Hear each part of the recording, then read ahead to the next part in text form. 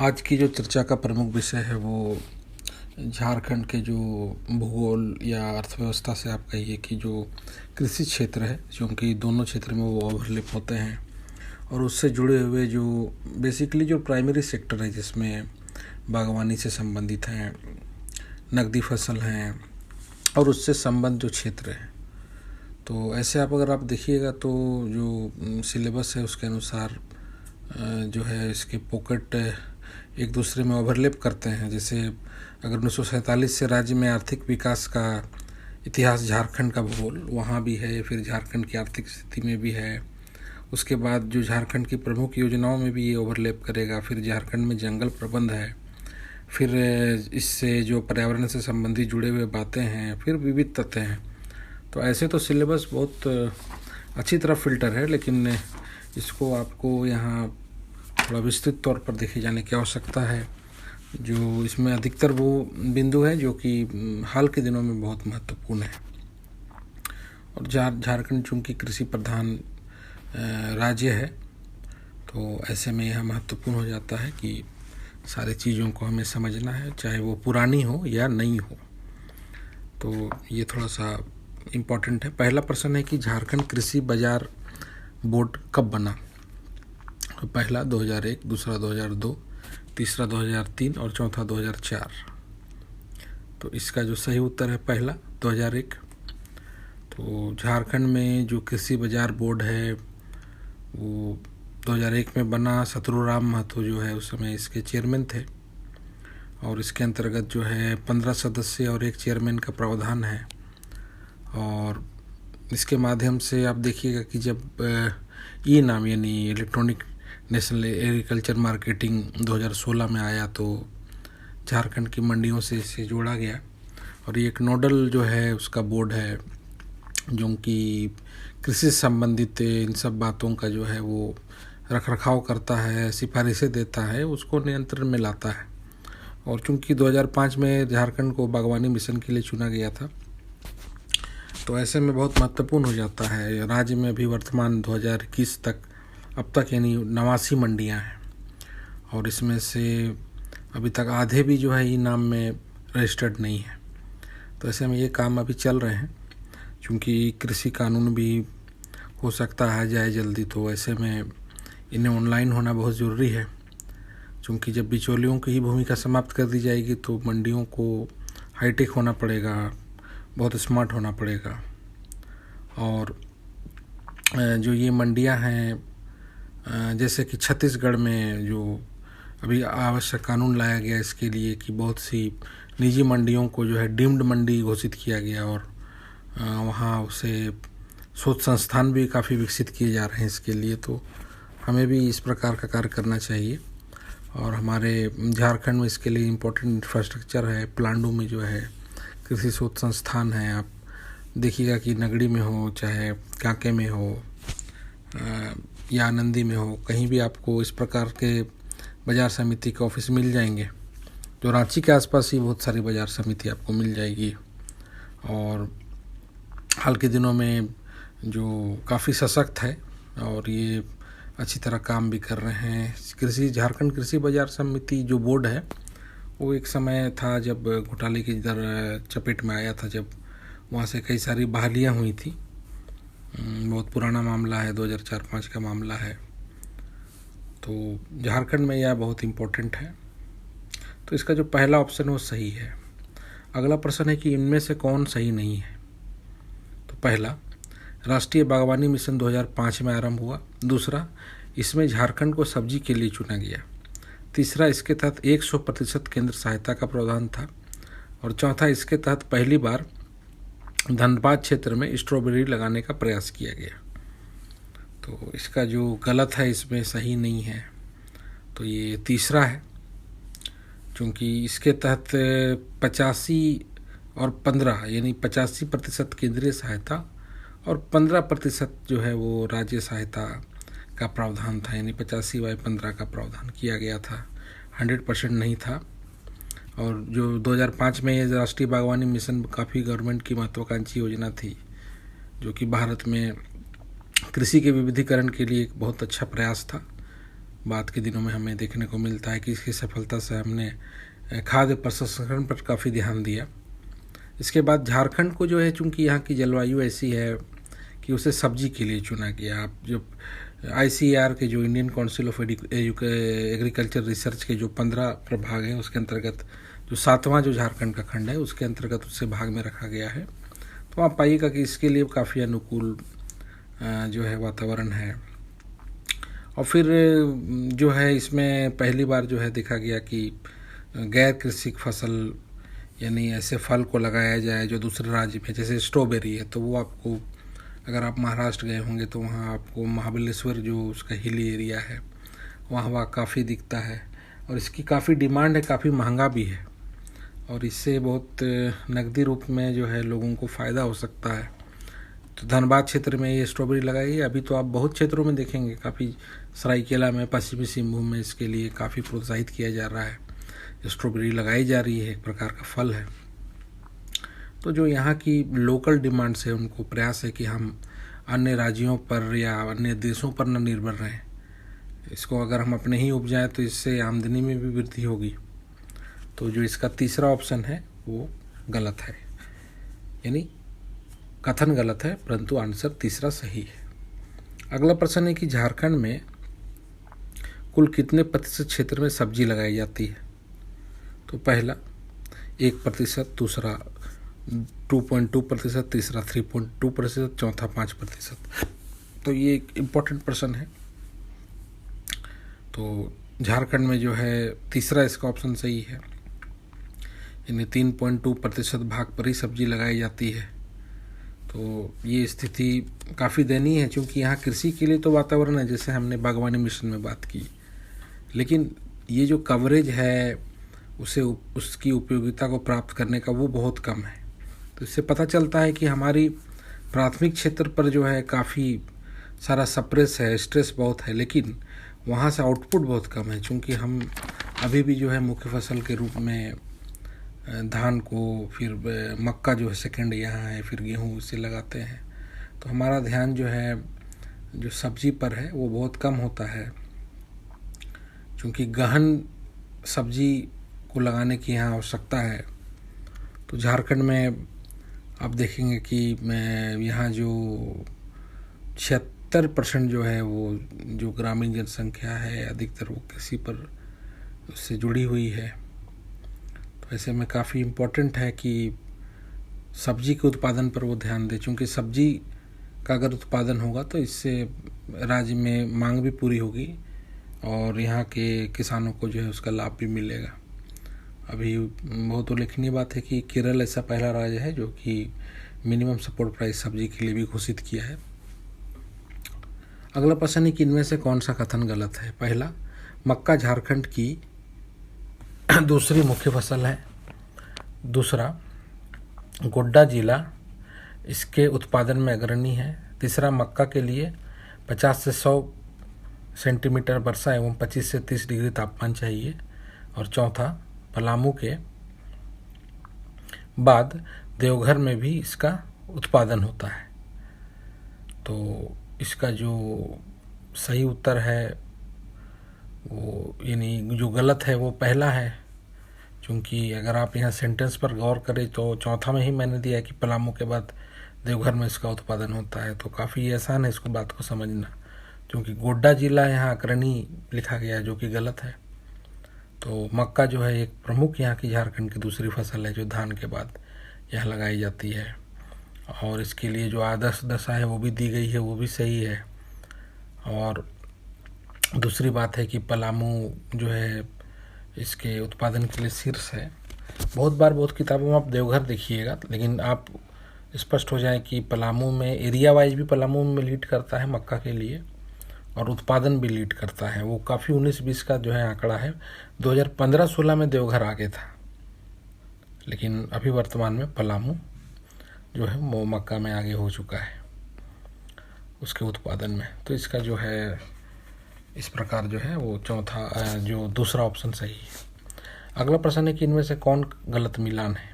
पहला, बिरसा 102-105 जिसका मिलान है धान। दूसरा, HR32 जिसका मिलान है गेहूँ।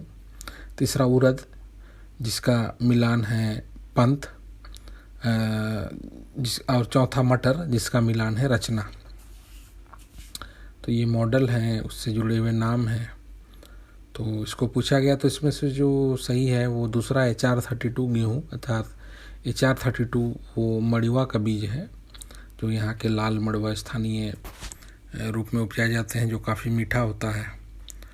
और बिरसा 102 105 जो कि एक टाण धान है, यानी उच्च भूमि का धान है। दो प्रकार के यहाँ धान भूमि है, टांड है, दोन नीचे की है और टाण जो है वो ऊपर की ज़मीन होती है। तो वो बिरसा 102 105 जो है बीज है वो टाण भूमि के लिए, धान के लिए उपयुक्त है।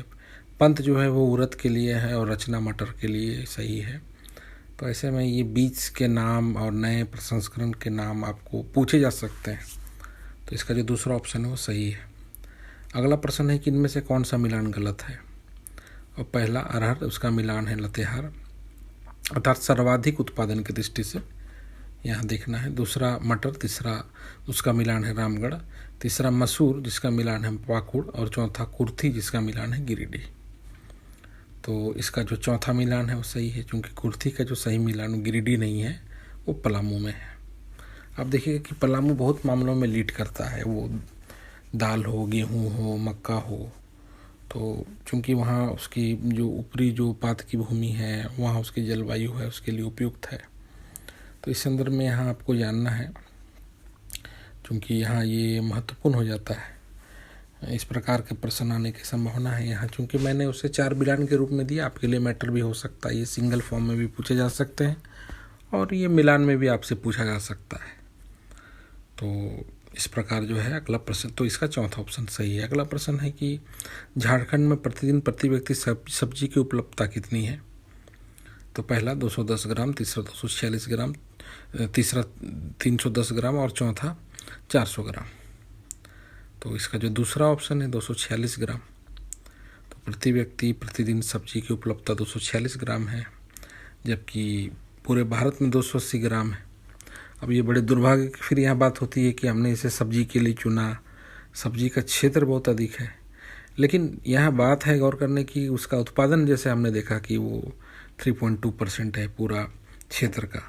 तो ऐसे में उपलब्धता भी कम हो जाती है, 280 ग्राम जो पूरे भारत की है, ऐसे में राज्य की 246 है, उससे भी कम है। तो इस प्रकार के प्रश्न आपको पूछे जाते हैं, बहुत बार पूछा गया प्रति व्यक्ति दूध की उपलब्धता या प्रति व्यक्ति मत्स्य की उपलब्धता। ये सब्जी चूँकि बहुत इम्पोर्टेंट है। अब यहाँ आपको जानना है कि जैसे मटर है, तो मटर में जो है झारखंड का 5वां स्थान है, कटहल में 4था स्थान है, मछली में 13वां स्थान है पूरे भारत में, लीची में 4था स्थान है। ये स्थान भी पूछे गए हैं प्रश्न, और आपसे आने वाले समय में ये पूछे जा सकते हैं, इम्पोर्टेंट है ये। तो इसका जो दूसरा ऑप्शन है 246 ग्राम वो सही है। अगला प्रश्न है कि Indian council of agriculture research के वर्गीकरण के अनुसार झारखंड में सर्वाधिक क्षेत्र किस जोन का है। तो ये बहुत इम्पोर्टेंट है। तो इसका जो पहला ऑप्शन है चौथा, दूसरा 5वां, तीसरा 6वां और चौथा 7वां। तो ऐसे मैंने भी इसको डिस्कस में चर्चा कर दी पहले कि 15 जोन है। तो इसका जो चौथा ऑप्शन है, जो 7वां क्षेत्र है, इस जोन कि ये क्षेत्र में पड़ता है ICAR के वर्गीकरण में।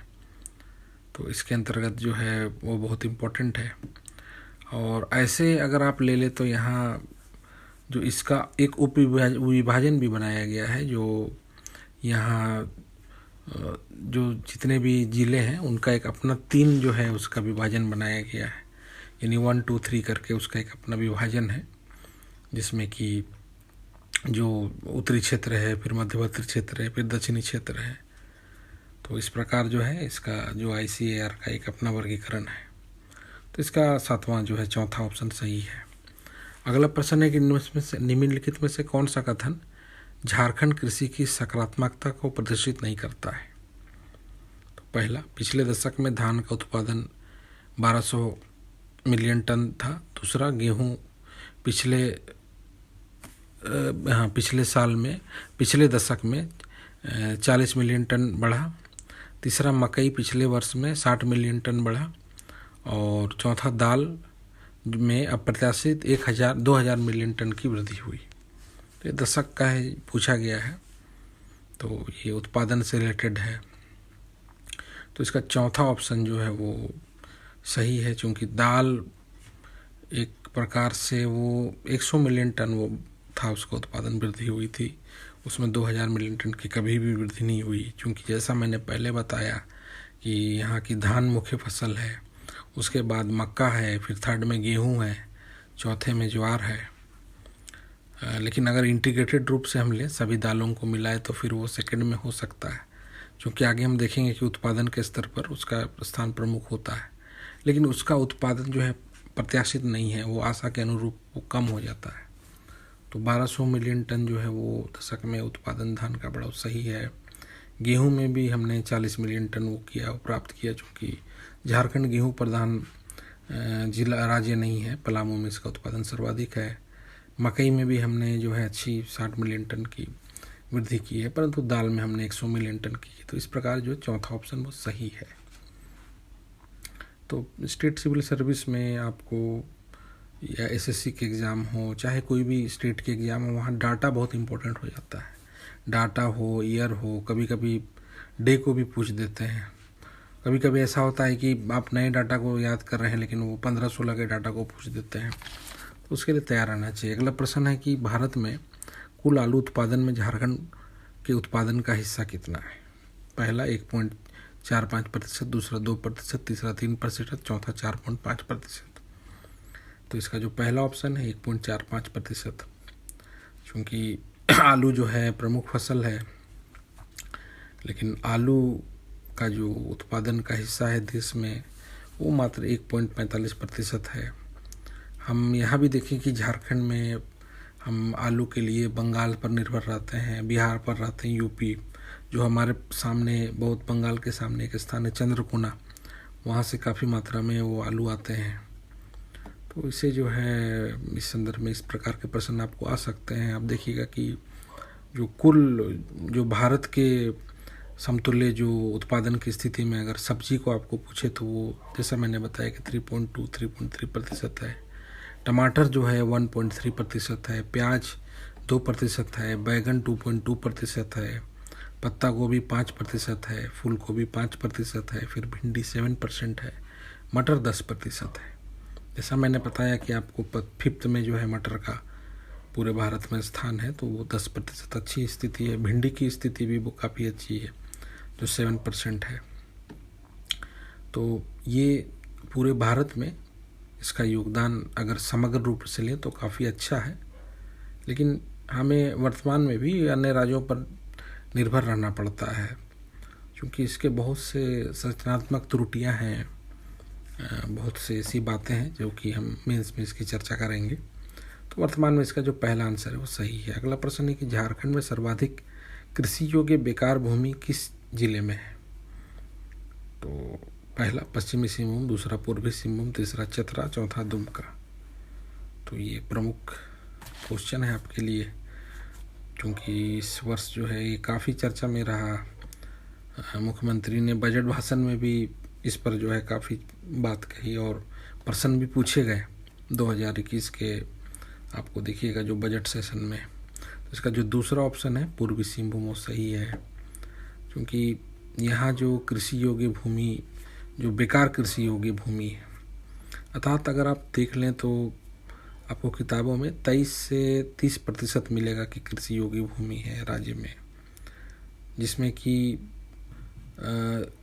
जो क्षमतावान कृषि योग्य भूमि है, जो कैपेसिटी हमारा है वो 53% का है। यानी 53% भूमि में हमारे पास 23% भूमि खेती योग्य है, माने हमारी क्षमता से भी आधे। यानी इसको आप ऐसे समझ लें कि आपके पास जो है वो 53 बंदूक की गोलियां हैं, लेकिन उसमें से 23 गोलियां जो है वो कारगर दुश्मन को मारती हैं, बाकी वो व्यर्थ हो जाते हैं। तो इस प्रकार से व्यवहारिक रूप से आप समझ सकते हैं। और बाकी जो यानी आप ले लें, यानी अगर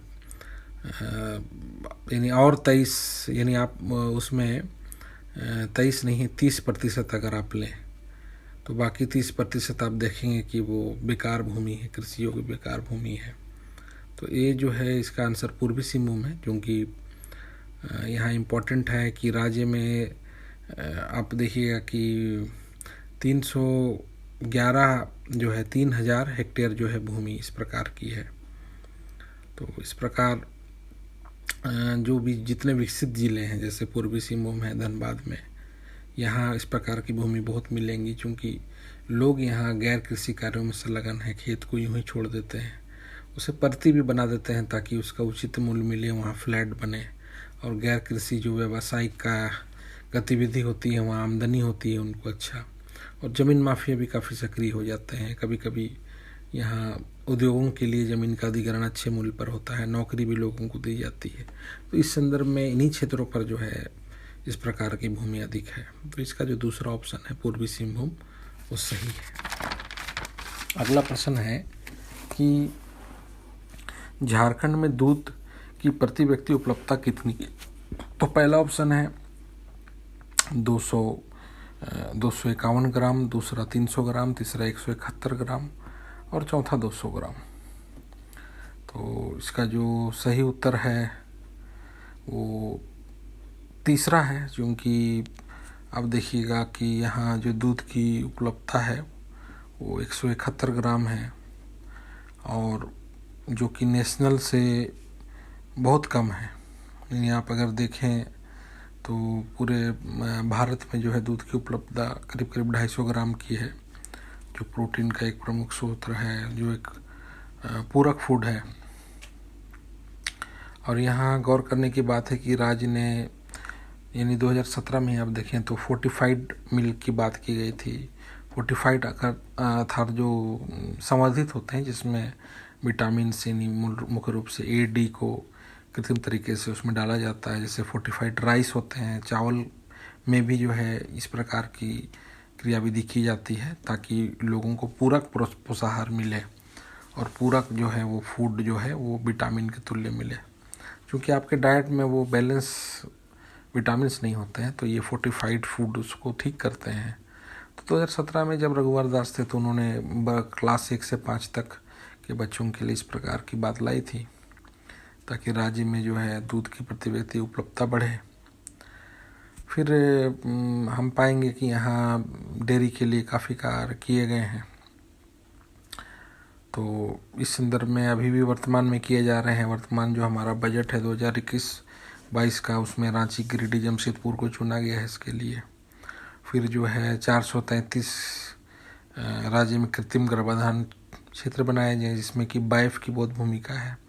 जो भारत एग्रीकल्चर इंफ्रास्ट्रक्चर जो फाउंडेशन है जो पुणे बेस्ड है वो इसके लिए काफ़ी कार्य कर रहा है। ये भी आपके लिए प्रश्न का एक भाग है।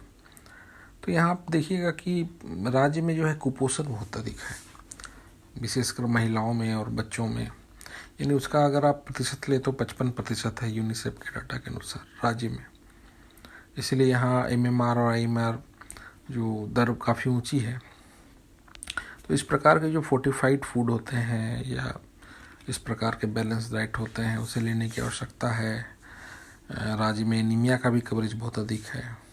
आप देखिएगा कि जो ट्राइबल क्षेत्र है वहाँ दूध को वो फेंक देते हैं कभी कभी, क्योंकि दूध के लिए वो टैबू है, एक प्रकार से प्रतिबंध है कल्चर से, शुरू से ही है। इसके आरंभ से ही आप देखिएगा कि ट्राइबल क्षेत्र में उनकी मान्यता है कि ये दूध जो है वो बछड़े के लिए होता है। तो इस प्रकार की मान्यताएं हैं, क्योंकि अगर जो नॉन ट्राइबल वहाँ है वो उसका उपयोग करते हैं, उसे बेचते हैं। तो इस प्रकार की धारणा को भी समाप्त किया जा रहा है। राज्य में दुधारू जो इस प्रकार के गाय हैं, दुधारू गाय, उनको महिलाओं को जो है 90% सब्सिडी पर भी दिया गया है। 2018 में यह कार्य किया गया था और इसके लिए सरकार ने सहकारिता के तौर पर मेघा को भी 2014 में डेवलप किया है। इस प्रकार बिहार में सुधा है, दिल्ली में मदर डेयरी है।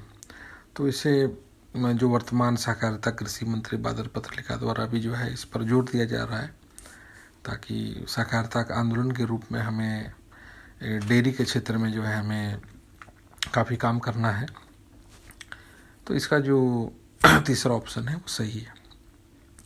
अगला प्रश्न है कि झारखंड में global agriculture and food summit कब हुआ? पहला 2016, दूसरा 2017, तीसरा 2018 और चौथा 2019। तो इसका जो सही उत्तर है वो तीसरा ऑप्शन है 2018 में, क्योंकि ऐतिहासिक ग्लोबल एग्रीकल्चर फूड समिट था अंतर्राष्ट्रीय, क्योंकि इसमें 7 देश और 8 राज्यों के प्रतिनिधियों ने भाग लिया। 10,000 से अधिक कृषक थे। तो यहाँ नवंबर में इसमें कई सारे जो है कृषि एवं से संबंधित कई सारे सेमिनार रखे गए, उनके निवेश को आकर्षित करने के लिए बात की गई, एक झारखंड में संभावना की तलाश की गई। तो ये इस प्रकार का एक पहला समिट था राज्य में, क्योंकि राज्य में बृहत औद्योगिक नीति के अनुसार एक नई कृषि नीति, खाद्य प्रसंस्करण नीति जो कि 2015 में आई है, तो कृषि नीति को भी जो है अच्छी तरह आना चाहिए।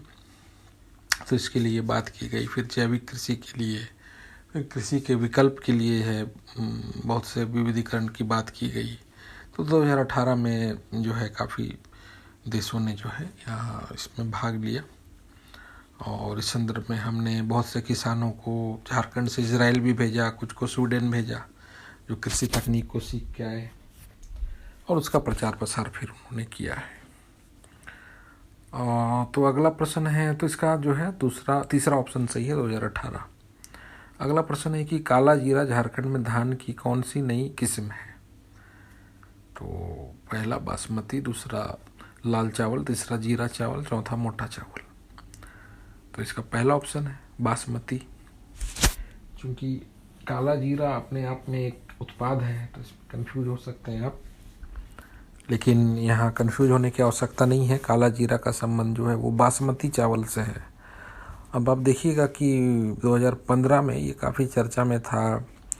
जो यहाँ एक बहुत बड़े एनजीओ है विकास भारती, उन्होंने जो नक्सल क्षेत्र में विशेषकर सिमडेगा गुमला से इसकी शुरुआत की, और इसके जो बीज को है और इसके जो पौध हैं उसको वहाँ लगाया, और इससे उत्पादन भी हुआ, और उसको वहाँ के स्थानीय किसान से खरीदा भी।